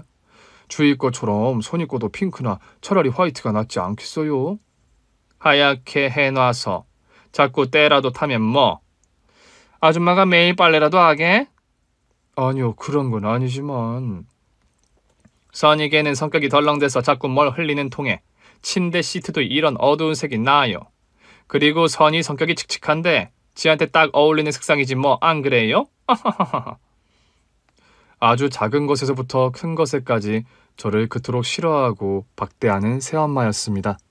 아줌마, 선이 빨래는 따로 분리해서 빨라고 한 거 명심해요. 사장님이랑 나 주희 빨래랑 섞이지 않게 해달라고요. 아니, 왜 선이 거만 그렇게 분리해서 빨라고 하세요? 선이가 무슨 전염병 있는 것도 아닌데요. 아줌마는 그렇게 센스가 없어서 어떻게 남의 집 가정부를 해요? 네? 아줌마 눈에는 선이가 이 집 떨거지로 안 보여요? 내가 안주인이고 내 배 아파 낳은 딸은 우리 주희예요. 선이 쟤는 떨거지고 시집가면 나랑 더 볼 일도 없는 애라고요. 알아들어요? 네, 그렇지만 선이도 사장님 따님인걸요. 아니 누가 그걸 몰라? 그러니까 얼굴 보기 딱 짜증나도 어쩔 수 없이 내가 한 집에 데리고 살잖아. 누구 혈압 올리려고 작정했어요? 죄송합니다. 언짢으시라고 드린 말씀은 아니에요. 선이 빨래는 분리해서 할 테니 걱정 마세요. 날 엄마 취급도 안 하는 저런 못된 애를 내가 딸 취급이라도 하길 바래요? 가정부 아주머니가 되려 그런 저를 가엾게 여겨주시곤 했습니다. 선이야, 사모님이 그러시는 거 너무 마음에 두지 마라. 이젠 그냥 그러려니 하고 살아요. 싫어도 좋아도 네 새엄마니까 더 원수만 되지 마라. 어차피 사장님 살아계신 동안은 선이 네 방패막이 되실 거니까. 사장님 재력도 상당하신데 괜히 새엄마 때문에 선이 너만 눈밖에 나는 일 만들지 마. 네, 아주머니. 걱정해 주셔서 감사해요. 아휴, 너만 보면 참 매일 너무 안쓰러워 죽겠다. 우리 손녀 같으면 당장 저런 새엄마 내쫓고 내가 데리고 살고 싶을 정도야. 괜찮아요, 아주머니. 저 대학만 가면 독립해서 살 거예요. 그렇지만 대학을 가도 제 바램은 이루어지지 못했더랍니다. 아빠, 저 이제 대학생이니까 독립하게 해주세요. 뭐? 아직 시집도 안 간 처녀애가 무슨 독립은 독립이야? 안 된다. 아빠도 참, 요새 누가 결혼하고 독립을 해요. 다들 결혼 전에 성인 되면 독립하죠. 저 법적인 나이로 성인이고 학교랑 집이랑 멀어서 통학도 힘들고요. 네? 통학이 그리 힘들면 아빠가 승용차를 한 대 사주마. 아들도 아니고 딸아이가 시집도 가기 전에 독립이라니. 절대로 안 돼. 아빠, 그럼 저 결혼할 때까지 독립 안 된다는 말씀이세요? 당연하지. 우리 집안에서 결혼 전에 독립은 그 누구도 안 된다. 여보, 요즘 시대가 어느 때인데 그런 고루한 말씀을 하세요? 당신은 엄마라는 사람이 딸아이를 가르쳐도 제대로 가르칠 생각을 안 하고 더 부추기고 있어? 알았어요. 난 그저 요즘 사람들 사는 방식을 말했을 뿐이네요. 일찍 독립하면 자립심도 생기고 좋은 점도 있는데. 시끄러워. 난 딸내미들 시집 보내기 전에 절대로 밖으로 내돌리는 일 안 만들어. 그리고 자씨 집안 여자들은 타고나길 자립심 강해서 굳이 독립해 혼자 안 살아도 걱정 안 해도 된다고. 아빠, 자립심 때문만이 아니라 저도 좀 혼자 살아보고 싶어서 그래요. 네? 학비고 생활비고 그럼 네가 다 벌어서 쓸 자신 있어? 아빠, 내가 대학생인데 지금 무슨 수로 학비니 생활비를 다 혼자 벌어요. 자신 없음 아빠 집에서 살아. 그리고 학비며 생활비 번다 해도 결혼 전에 독립하면 호적에서 파버릴 거다. 그러니 선이 너나 당신이나 앞으로 독립의 독자도 꺼낼 생각 마라. 저희 아빠가요, 성격이 굉장히 보수적이고 꼬장꼬장한 분입니다. 저는 아빠의 이런 엄하고 보수적인 면 때문에 대학 시절 내내 친구들과 술자리를 가져도 절대로 밤 12시 통금을 넘겨본 적이 없어요. 이런 집안 환경이었기에 지금의 예비 신랑을 만나 연애하던 중 결혼 얘기가 처음 나왔을 때 결혼? 우리 이왕 할 거면 빨리 하자, 재용 씨. 뭐? 내가 청혼도 제대로 안 했는데 벌써 오케이 하는 거야? 나도 다른 여자들처럼 생각해 보겠다는 둥, 시간을 좀 달라는 둥, 그런 말 하고 싶은데 미안하지만 난 진짜 빨리 집에서 나오고 싶거든. 암튼 차선이 못 말린다. 그래, 그럼 양가 어른들께 빨리 말씀드리고 결혼 날짜 서둘러 잡자. 그렇게 성사된 상견례 자리였습니다. 그런데요, 저희 예비 신랑이 저보다 훨씬 유복하고 잘 사는 집안의 남자였더랍니다. 저는 지금의 남자친구를 아주 우연한 기회에 만나게 되었어요. 아는 선배 언니가 소개팅 대타를 저에게 권유했고 남편 역시 아는 선배 형의 소개팅 대타로 나온 자리였죠. 선배 언니가 만나기로 한 상대는 미술대학에 강의를 나가는 시간 강사라고 해서 저는 처음에 남편 직업이 시간 강사인 줄 알았습니다. 그런데 남편의 선배 형 직업이었고 남편은 알고 보니 재벌 소리 듣는 집안의 둘째 아들이었던 겁니다. 남편은 처음에 자신의 집안 배경을 속이고 본인을 평범한 회사원이라고 소개했습니다. 나중에 집안 배경이 밝혀지고 나서 아니 왜 그런 거짓말을 했어? 부잣집 아들이면서 왜 평범한 집 아들내미 코스프레를 했냐고. 혹시라도 선이 네가 나 조건 보고 좋아할까 봐서. 나 참 어이없네. 나도 자랑이 아니라 돈은 아쉽지 않는 집안에서 자랐어. 그런데 왜 꼭 나를 속였어? 여태 만난 여자들이 너무 계산적이고 내 조건만을 봤거든. 그런 걸로 상처도 많이 받아서 선이 네가 마음에 들수록 네 마음을 좀 시험해보고 싶은 마음이 있었어.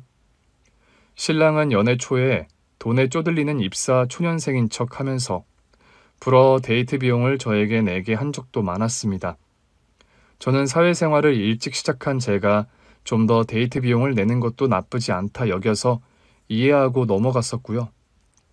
알고 보니 신랑 집안은 이름만 대면 업계 사람들은 다 아는 견실한 중견기업의 오너 가문이었고 신랑의 집안 배경을 들은 새엄마는 입에 개거품을 물면서 놀라는 겁니다. 아니, 선이 네가 어디서 그런 금수저를 다 만났니? 만나려고 한 게 아니라 어쩌다 보니 그렇게 됐어요. 거짓말 마라. 네가 무슨 드라마 속 여주인공도 아니고 그런 남자를 어쩌다 보니 턱턱 만나? 너 어디 결혼정보업체에 나 몰래 돈 갖다 바치고 소개팅했지? 제가 지금 노처녀도 아니고 결혼에 목맨 사람도 아닌데 제가 왜요? 암튼 남자 조건 안 보는 것처럼 내숭 떨더니 뒤로 호박씨 까는 데는 선수라니까 어릴 적부터. 비아냥거리며 상견례 자리까지 따라온 새엄마였습니다. 그런 새엄마의 비아냥도 그냥 한 귀로 넘기자 하며 저는 상견례 장소로 갔습니다. 어차피 결혼하면 지긋지긋한 새엄마와의 동거도 끝이라 생각하니 마음을 비우는 게 예전보다 헐 수월한 게 사실이었죠. 그런데요, 상견례 자리에서 또 경악할 만한 행동을 하는 새엄마였어요. 상견례가 이루어지는 한정식 집에서 새엄마와 화장실에 같이 갔는데 거울을 보며 화장을 고치던 저에게 다가와 그런 말을 하는 새엄마였습니다. 어르신들에게 잘 보이려고 아주 용을 쓰는구나. 마스카라가 번져서 그래요. 아, 그러셔. 재벌가 며느리 되려고 바짝 긴장해서가 아니라? 대체 무슨 말씀하고 싶어서 그러시는 건데요? 너, 내 딸보다 좋은 곳 절대 시집 못 간다. 뭐라고요? 두고 봐라. 네가 주의 제치고 좋은 데 시집 가는 게 가능할지. 그런 되도 않는 소리를 하더니 저를 픽 째려보고 나가는 새엄마였습니다. 아나무인의 태도가 하루 이틀이 아닌 새엄마였기에 저는 또 저러는군 하고 한숨을 쉬며 따라 나갔어요. 식당 룸 안에 들어가 보니 저희 아빠는 잠시 화장실에 안 계시고 의분 여동생 선이와 시부모님 그리고 저의 예비 신랑이 앉아 있었습니다. 그런데 대뜸 그런 말을 하는 새엄마였어요. 사부인, 그런데 저희 둘째 주인은 어떠셔요? 네? 그게 갑자기 무슨 말씀이세요? 아니요, 다름이 아니라 우리 둘째 딸 주희가 의화여대 무용과서 한국무용을 전공하는 재원이랍니다. 내후년이면 벌써 졸업이고요. 네, 아주 훌륭한 따님을 두셨습니다. 제가요, 아주 깜짝 놀랄 만한 사실을 하나 말씀드려도 될까요? 무슨 일인데 그러세요? 한서방 사주랑 우리 주희 사주를 봤는데 글쎄 아주 하늘이 내린 찰떡궁합이라 나오지 않겠어요? 그게 무슨 말씀이십니까, 사부인? 선이와 재웅이 사주를 보셔야지 왜 재웅이랑 사돈 아가씨 사주를 봅니까? 제가 결혼 날짜 태길도 하고 궁합을 좀 본다고 찾아갔었는데 실수로 선이 사주가 아니라 우리 주희 사주를 봤지 뭐예요. 간드러지는 웃음을 지으며 특유의 그 비음 섞인 목소리로 되도 않는 말장난을 하는 새엄마였습니다. 시어머니와 시아버지는 당황한 기색을 감추지 못하고 난색을 표하셨죠. 그때였습니다. 식당 룸 문이 드르륵 열리며 서빙 아주머니 한 분이 들어온 것은요.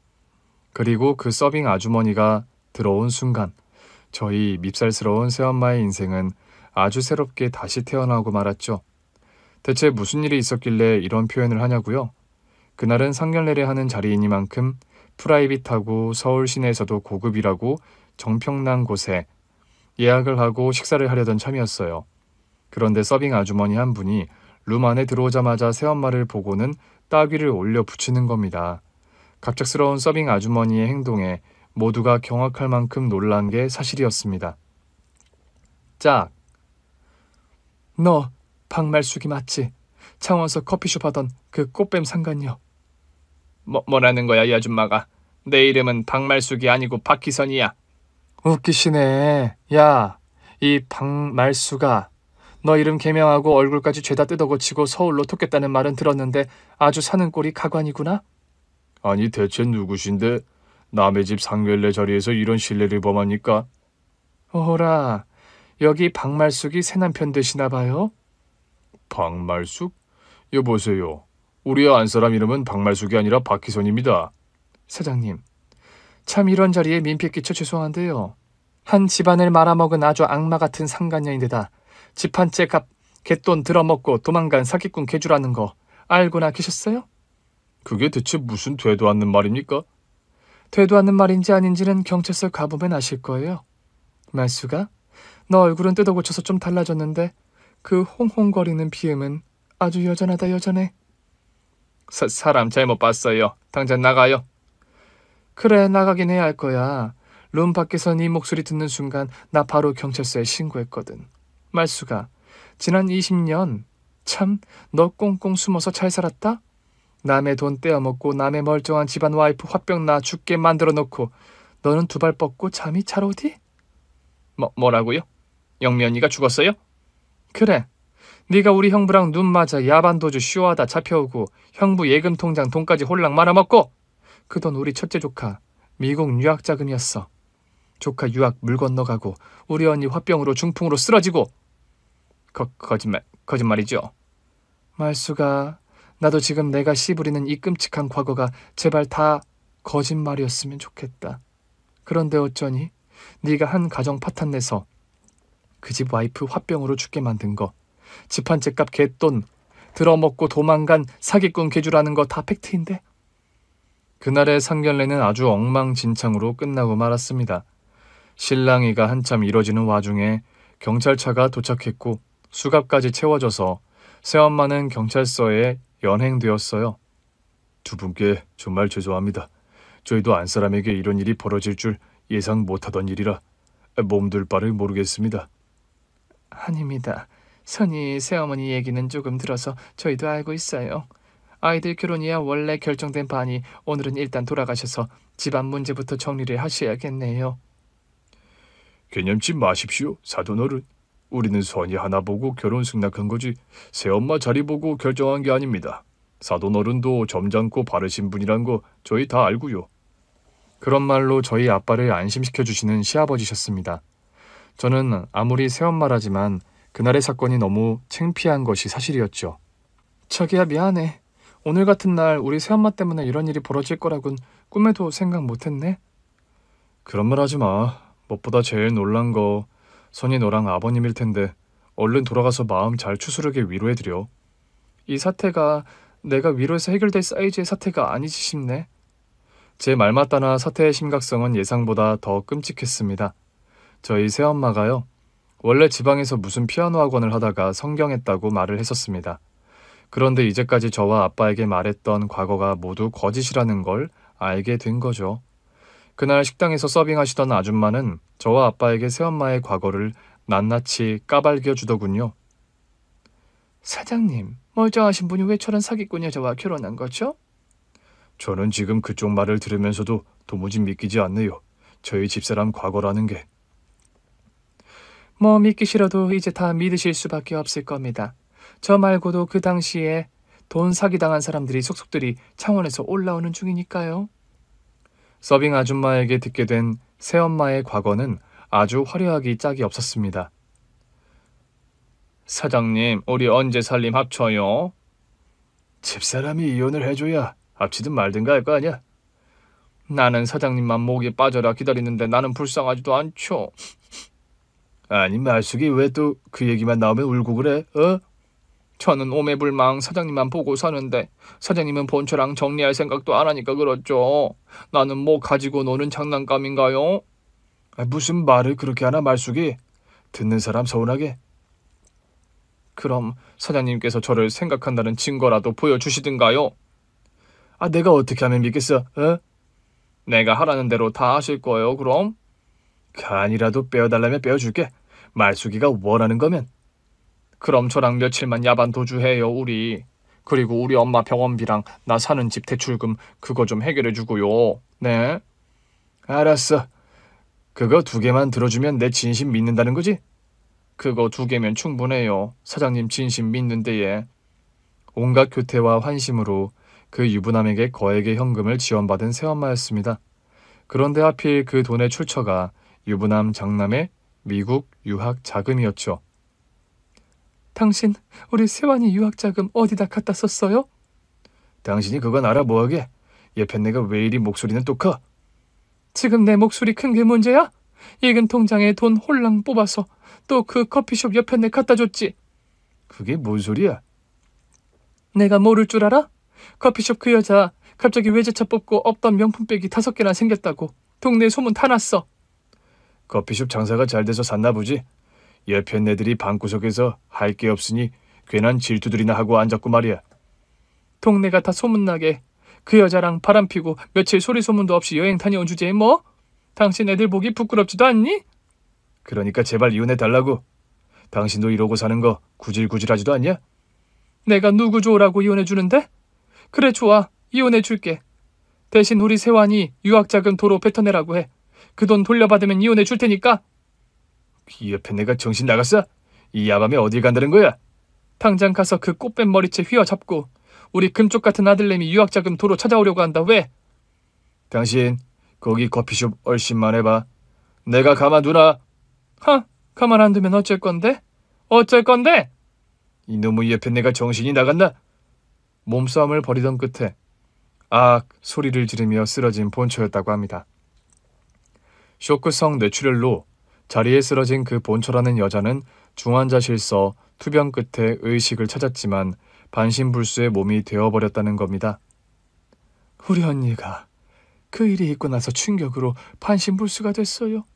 그 이후로 고통스럽게 투병하다 화병이 악화돼서 결국 3년도 안 돼 명을 달리했고요. 그 상간녀가 그럼 제 집사람이란 말씀입니까?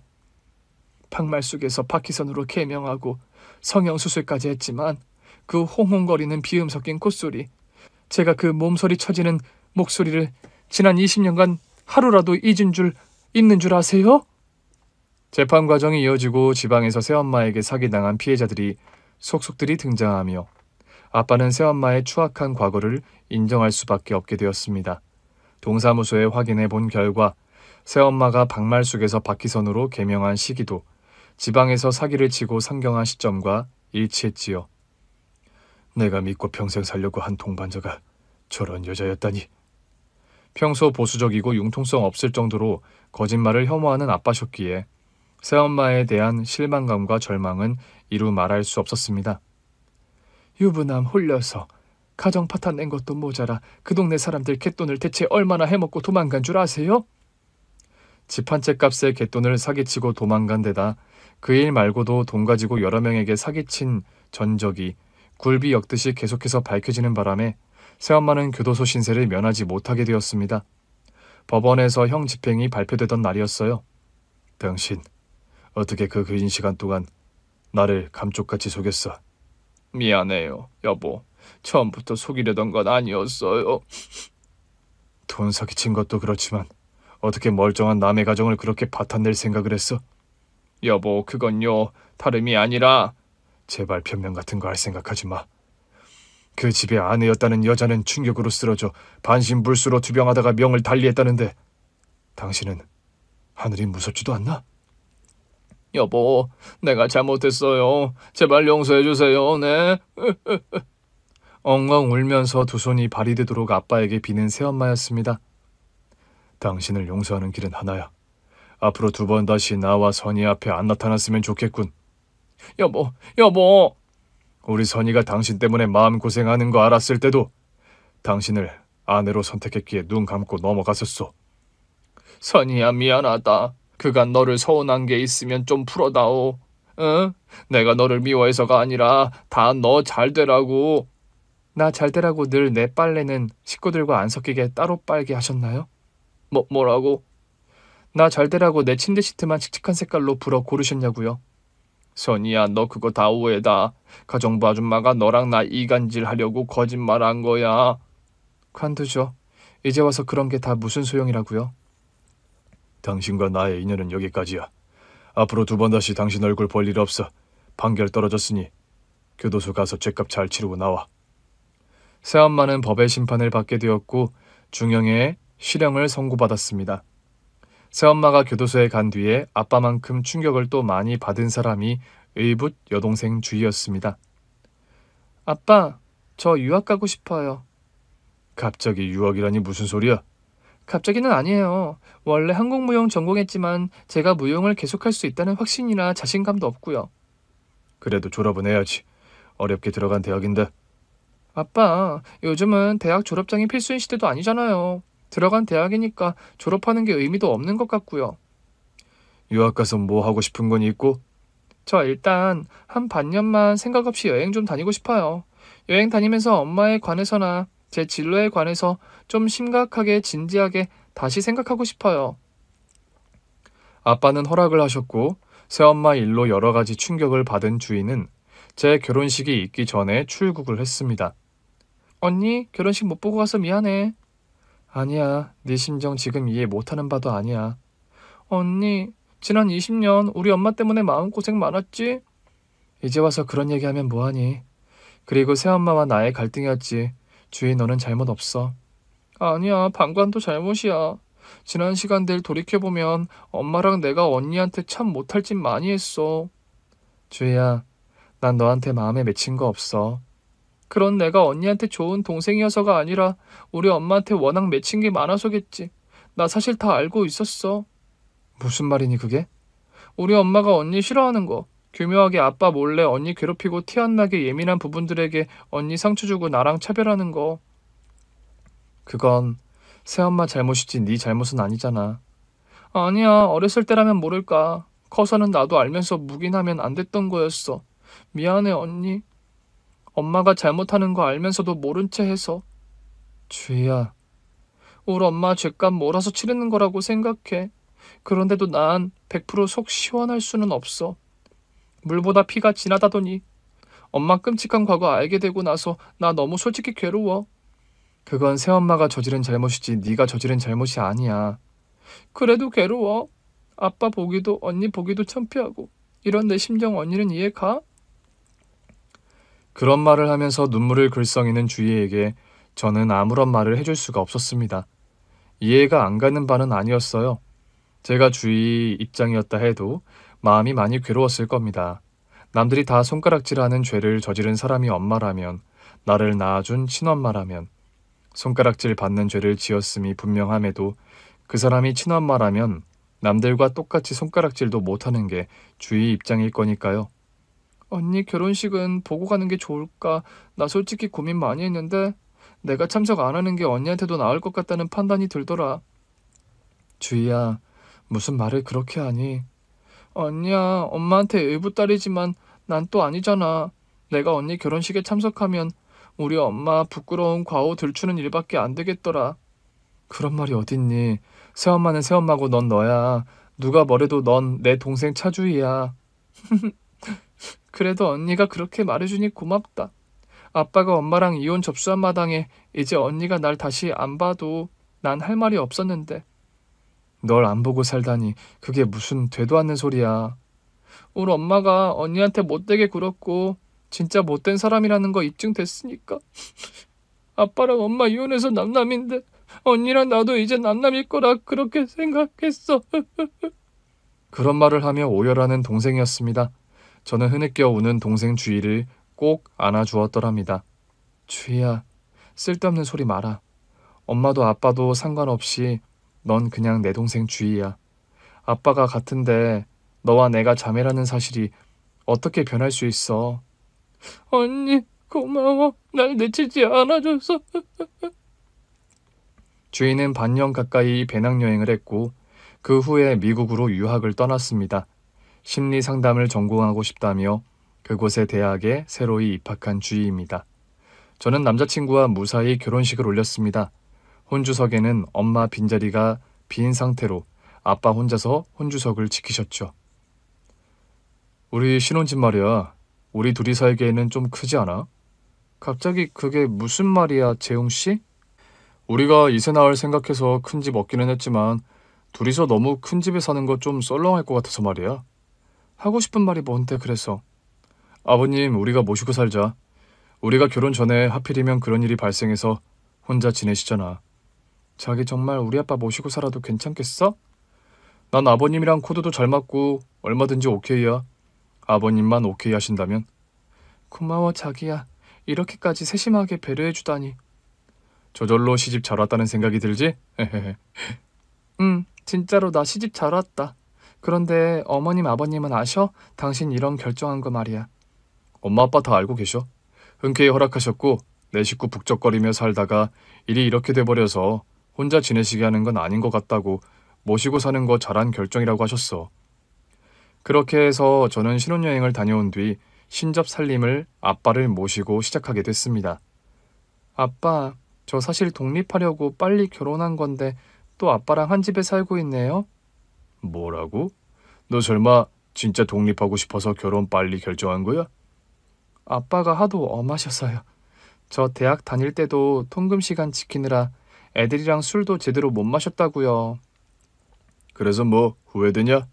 아빠랑 같이 살기로 한 결정? 아니요, 아빠. 너무 좋다고요. 시집 와서도 아빠랑 한 집에 살게 돼서요. 아버님, 진짜 선의 통금 시간이 12시였어요? 그랬지. 그거 당연한 거 아니냐? 자정 넘어 돌아다니는 게 위험하기도 하고 말이지. 그럼요. 정말 좋은 가치관이십니다. 저도 딸 낳으면 통금 시간은 칼같이 지키도록 명하겠습니다. 역시 한서방하고는 말이 잘 통한다니까. 뭐라고요? 요즘 시대가 어느 때인데 벌써 통금을 정하겠다는 거예요. 아버님, 저는 통금 11시로 하겠습니다. 밤에 위험하게 돌아다녀서 좋을 게 뭐 있어요? 나도 대찬성이네, 한서방. 아휴, 정말 아빠가 보수적이다 했는데 이 사람은 더하네요, 더해. 내가 실은 선희 엄마 임종 직전에 한 약속이 있었어. 무슨 약속을요? 그 사람이 4살배기 딸 혼자 두고 떠나며 걱정이 많았는지 우리 선희 잘 지켜줘요. 곱게 잘 키워줘요. 그런 말 남기고 떠나더랬지. 돌아가신 장모님이 그런 말씀을요? 집사람 그 말에 고개를 끄덕이면서 약속을 했는데 그 약속이 평생 내 가슴에 박힌 엄청난 무게의 책임감이랄까? 그런 게 있었지. 아버님, 그래서 더 집사람에게 엄하게 하셨어요? 이제 와서 하는 소린데 안 그랬단 말은 못하겠네. 아내 없이 혼자 엄마 역할, 아빠 역할 다 하면서 딸내미 지키려다 보니까 그런 규율 같은 거 더 철저하게 통제하게 되고 그런 면이 있었지. 남편 앞에서 처음으로 듣게 된 아빠의 진심이었습니다. 유달리 통금 시간이나 위험한 장난 같은 걸 못하게 하던 아빠셨죠. 심지어 저는 다리에 흉터가 생길지도 모른다고 그 흔한 자전거나 인라인 스케이트도 타보지 못했어요. 아빠, 그래서 저 자전거나 스케이트도 못하게 하셨어요? 그걸 여태 기억하니?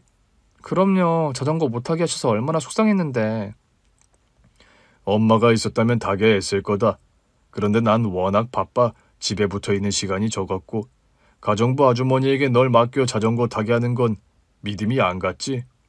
이 사람이 자전거나 스케이트 타다가 다칠까봐 그럼 못하게 하신 거예요? 그럼 아들 녀석도 아니고 딸내미다 보니까 다리에 흉이라도 생기면 시집 못 갈까 봐서. 아버님도 참 정말로 집사람을 금이야 오기야 키우셨네요. 선희 엄마가 워낙에 우리 선희를 귀하게 금이야 오기야 키우던 사람이었어. 먼저 떠난 집사람이 늘 지켜보고 있단 마음으로 난 우리 선희를 키우려 했었으니까. 장인어른 존경합니다. 집사람을 이렇게 귀하게 예쁘게 키워주셔서 감사하고요. 그런 인사치레 드리려고 한 말은 아닌데 내가 오늘따라 주책맞게 여러 말들을 쏟아내는구만. 겸연쩍으신지 먼저 주무신다며 방으로 들어가시는 아빠였습니다. 새엄마와는 얼마 전에 이혼 수속을 마친 아빠십니다. 이혼 수속이 마무리되던 날 저에게 그런 말씀을 하시더군요. 선희야, 미안했다. 아빠, 갑자기 무슨 말씀이세요? 네 새엄마가 그런 사람인 줄 알았더라면 애초에 재혼 같은 거 안 했을 거야. 아빠, 그런 말씀 마세요. 이제 다 지난 일인걸요. 마음으로는 네가 행복하지 않다는 거 알고 있었다. 새엄마 그늘에서 네가 행복하지 않다는 거 알면서도 이미 일군 가정이고 주의가 있어서 물을 수도 없었어. 아빠, 그게 갑자기 무슨 말씀이세요? 너와 새엄마 사이를 중재할 자신이 없어서 방관했다는 게 어찌 보면 맞는 말이지. 그냥 너도 새엄마도 반씩 참아주기를 바랬달까. 아빠 입장에서라면 어쩔 수 없으셨을 거예요. 그간 아빠 원망 많이 했지? 아니에요, 아빠. 지난 일이고 저도 결혼해서 가정 꾸려보니까 점점 더 아빠 입장 이해가 가요. 지난 시간 동안 네가 크면서 알게 모르게 나 몰래 받은 상처들, 그걸 다 어떻게 하루아침에 잊으란 말이야 하겠니? 저 다 잊었어요, 아빠. 고맙구나. 말이라도 그렇게 해주어서.